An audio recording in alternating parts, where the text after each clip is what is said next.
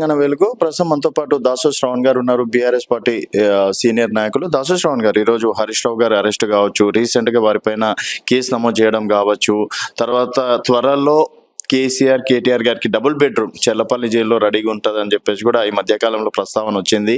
So అంటే దానికోసమే ఈ అరెస్ట్లు అని చెప్పేసి అనుకోవచ్చా? మీరు పాలనని అంటే ప్రజా పాలనని ఆపుతున్నందుకు ఈ అరెస్ట్లు అనుకోవచ్చా? కేవలం రాక్షస పాలన, ఇది కేవలం పాశవికమైనటువంటి ఒక నిరంకుశ పాలన. ఇది ప్రజాపాలన కాదు, ఇది ఒక పోలీస్ పాలన, పోలీస్ అణచివేత పాలన, రేవంత్ రెడ్డి యొక్క రాక్షస పాలన. రెండవది ఏంటంటే, ఇవాళ రేవంత్ రెడ్డి ఒక వైఫల్యం చెందినటువంటి ఒక అసమర్థమైనటువంటి ఒక ముఖ్యమంత్రి. ఇవాళ repression is the last refugee of a failing leader అని చెప్పని అంటారు. Repression is the last refugee of a failing leader. ఆ రకమైనటువంటి ఒక ధోరణికి వాళ్ళ రేవంత్ రెడ్డి పాల్పడతా ఉండు. తెలంగాణను ఒక అభివృద్ధి చేయాల్సింది పోయి పూర్తిగా కూడా ప్రోగ్రెస్ చేయాల్సింది పోయి రిగ్రెసివ్ గవర్నమెంట్ గా పనిచేసినాడు. రాష్ట్రాన్ని ఇప్పుడు కళ్ళకు కనబడేది అంటే ఇప్పుడు కళ్ళకు కనబడేది అని అంటే, ఇప్పుడు ఆయనకు కనబడేది, ఆయనకు మూసి విధ్వంసాలు కనబడుతున్నాయి, లేకపోతే ఆయనకు హైడ్రా విధ్వంసాలు కనబడుతున్నాయి, లేకపోతే ఆయనకు ఇంకా రకరకాల ప్రజల యొక్క కళ్ళలో కన్నీళ్లు చూసి ఆయన సంతోషపడితే సాడిస్ట్ లెక్క నేను చేసేది ఏం లేదు. ఇవాళ మొత్తం తెలంగాణ రైతులకు నువ్వు ఇస్తా అన్నటువంటి రుణమాఫీ పూర్తిగా చేయలేదు. రైతులకు రైతు భరోసా, కేసీఆర్ ఇస్తున్న రైతు భరోసాను ఆపేసినావు. పెన్షన్లు 4,000 రూపాయలు చేస్తా అన్నావు, అది ఆపేసినావు. నువ్వు మహిళలకు మహాలక్ష్మి పేరు మీద 2,500 రూపాయలు ఇస్తా అన్నావు, అది అమలు చేయలేదు. నిరుద్యోగ భృతి ఇస్తా అన్నావు, అది అమలు చేయలేదు.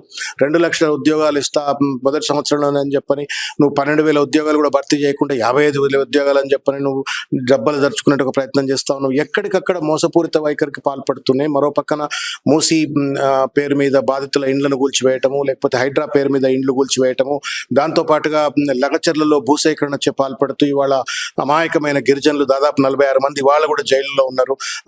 మాజీ ఎమ్మెల్యే జైల్లో ఉన్నాడు. ఎక్కడికక్కడ ఒక పోలీస్ రాజ్యాన్ని చెలాయిస్తూ అంతా బాగుంది అనుకుంటే తివిరి ఇసుక నుండి తైలంబు తీయవచ్చు, మూర్ఖుడి మనసు రంజింపజేయలేమని చెప్పని మూర్ఖుడు అర్థం చేసుకోలేకపోతా ఉన్నాడు, ప్రజల బాధ అర్థం చేసుకోలేకపోతా ఉన్నాడు. మనం మీరు చేసి ఆ రకంగా విధ్వంసం చేయకపోతే ఈరోజు ఇంకా బాగా డెవలప్ చేస్తుంటే, మీరు చేసిన విధ్వంసానికి ఆయన మిత్తులు కట్టుకుంటూ 18 గంటలు కష్టపడుతున్నాడు. సరే, ఇప్పుడు ఆ మిత్తులు కూడా అబద్ధం ఆడుతూ ఉన్నాడు. 7,000 ప్రతి నెల నేను 7,000 కోట్లు నేను మిత్తి కడుతున్నా అని చెప్పని అంటారు.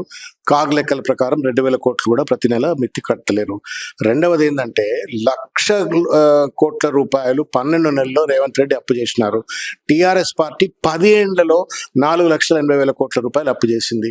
నువ్వు ఈ 1,00,000 కోట్ల రూపాయలు అప్పు చేసి నువ్వు ఏం సాధించినావో రేవంత్ రెడ్డి సమాధానం చెప్పాలా.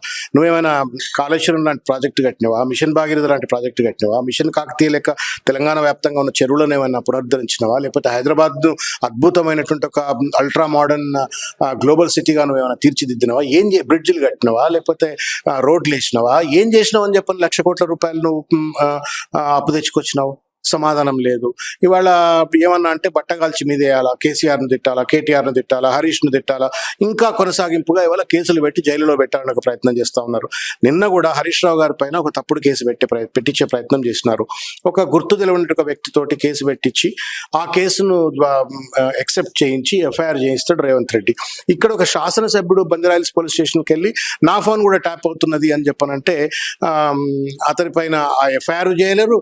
సరికదా అతని పైనే, ఎమ్మెల్యే పైనే మళ్ళీ ఇవాళ పాడి కౌశిక్ రెడ్డి పైన కేసు పెట్టేటట్టు ప్రయత్నం చేస్తాం. అంటే అధికారాన్ని అడ్డం పెట్టుకొని, పోలీసులను అడ్డం పెట్టుకొని ఒక దుర్మార్గమైన ఒక రాజ్యాన్ని ఇవాళ రేవంత్ రెడ్డి కొనసాగిస్తూ ఉండు. శాశ్వతంగా ఏ నియంత కూడా శాశ్వతంగా నియంతృత్వం చెలాయించలేరు.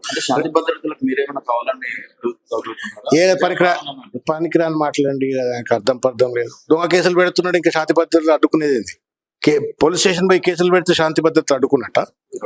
రివర్స్ కేసులు పెట్టి జైళ్ళలో పెడితే అది అరాచకం అవుతుంది తప్ప ప్రజాస్వామ్యం ఎట్లయితుందండి అది? కాబట్టి అర్థం లేని మాటలు అవి. రేవంత్ రెడ్డి ముమ్మాటికి అటు తెలంగాణ ప్రజలతో జీవితాలతో చెలగాటమాడుతుండు, ప్రభుత్వంని ఒక దుర్మార్గమైన నియంత లెక్క నడిపిస్తా ఉన్నాడు, రాజ్యాంగాన్ని ఖూనీ చేస్తా ఉండు, కాంగ్రెస్ పార్టీని కూడా ఖూనీ చేస్తా ఉన్నాడు. శాశ్వతంగా కాంగ్రెస్ పార్టీని సమాధి చేసేటువంటి ఒక కుట్రలో ఇవాళ రేవంత్ రెడ్డి పనిలో ఉండడా అని చెప్పి అనిపిస్తా ఉంది. కాబట్టి రాహుల్ గాంధీ గారు కూడా మేము అప్పీల్ చేస్తా ఉన్నాను మీ ద్వారా, ద్వారా ఈ రేవంత్ రెడ్డి ఇవాళ ఈ దుర్మార్గమైనటువంటి ఒక రీతిలో పరిపాలన అందిస్తూ ప్రజాపాలన పేరు మీద అధికారంకి వచ్చి ఇవాళ పోలీస్ పాలన చలాయిస్తూ రాక్షస పాలన చలాయిస్తూ రాజ్యాంగాన్ని కూని చేస్తూ కాంగ్రెస్ పార్టీని కూడా పూర్తిగా సమాధి చేసేటువంటి ఒక పనిలో ఉన్నాడు. తస్మాత్ జాగ్రత్త.